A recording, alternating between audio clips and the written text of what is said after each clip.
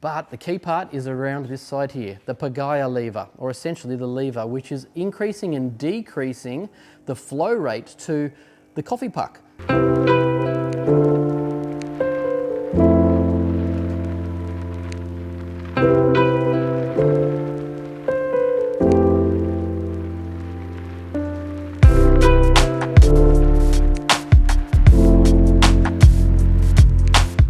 We're so excited to be here in Lelit headquarters, being able to play with all this new technology, get inspiration from the team, and truly find out why their new pieces of equipment are so fabulous. We get the opportunity right now to play with the new MaraX V3 and the Steve grinder. So let's make a coffee. So the Steve grinder is an upgrade. It has a few new features, which is fantastic. We've got a new 64mm stainless steel flat burr, which has a carbon coating on it. If we want to have a single dose, we can dose straight away. If we want to get the second dose, we would just tap it twice. We can change those volumes of the grind settings very easily through the menu, or you can use it as an automatic single dosing grinder as well. Inside the chute, from where the burrs allow the grind to come out, there's been a new little chute designed to make sure that it falls directly into the portafilter handle and also helps reduce any of the static and the cling that we experience in different grinders. So it's certainly an upgrade. We've got the digital display that shows the time nice, and it's a cool little spot for us to have the tamper. I'll give that a bit of a tamp. So let's move on to the MaraX 3. There's certainly some internal upgrades, but also you can see there is a big dramatic difference in this machine. The first thing you're going to notice from the outside is the new smoked ash timber accents.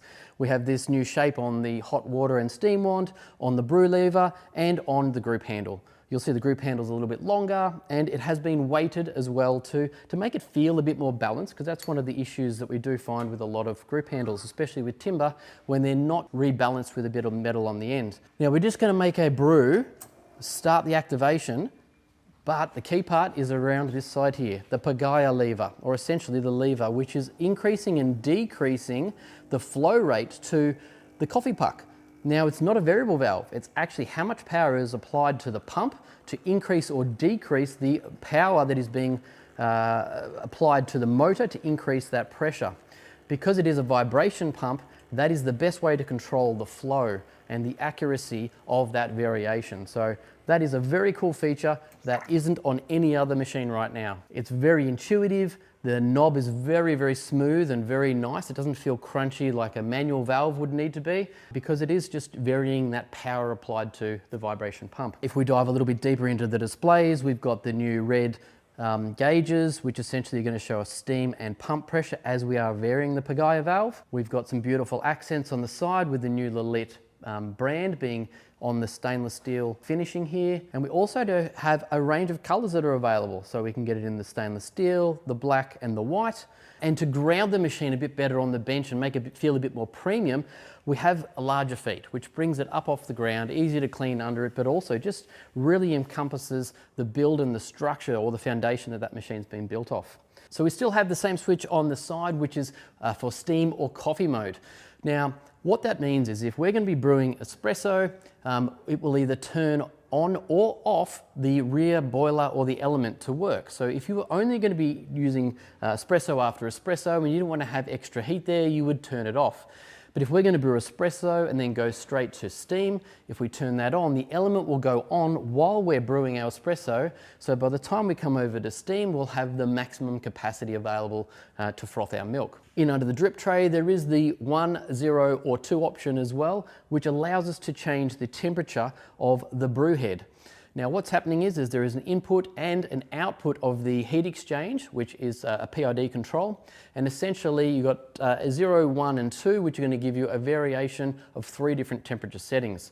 So the priorities is around the temperature of the brew head, not so much the priority of what the steam pressure is going to be in the back end. Now that's pretty impressive, because usually most of the machines would be worrying about how much steam pressure we can have, and then we end up with a certain temperature in a heat exchange machine.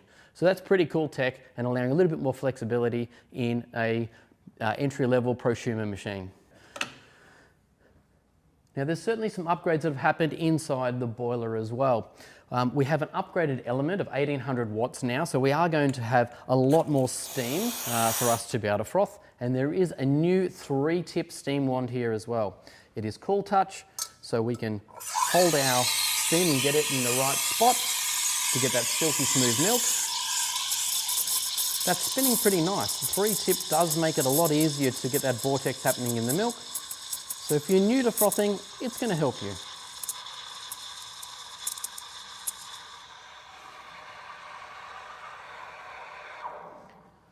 These large knobs do feel really nice actually. They're good texture, good feel, but also just a little bit larger in size, which is nice for just a feel, you know. It doesn't feel dainty, it's quite smooth and really easy to operate. Now this is something I've been seeing a lot here in Italy about how they do their espresso. They do catch it first and then they pop it into another cup. It's not something we do in Australia, but look, it's just something a little bit different. So we're going to give our milk a bit of a swirl.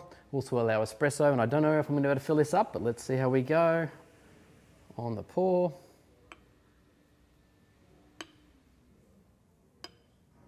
Here we go. Oh, I'm running out of milk. Okay, that's a very big glass and a little bit underfilled, but this is what we're seeing here in the specialty coffee scene in Italy and Milan and across all the different shops we've been able to go to.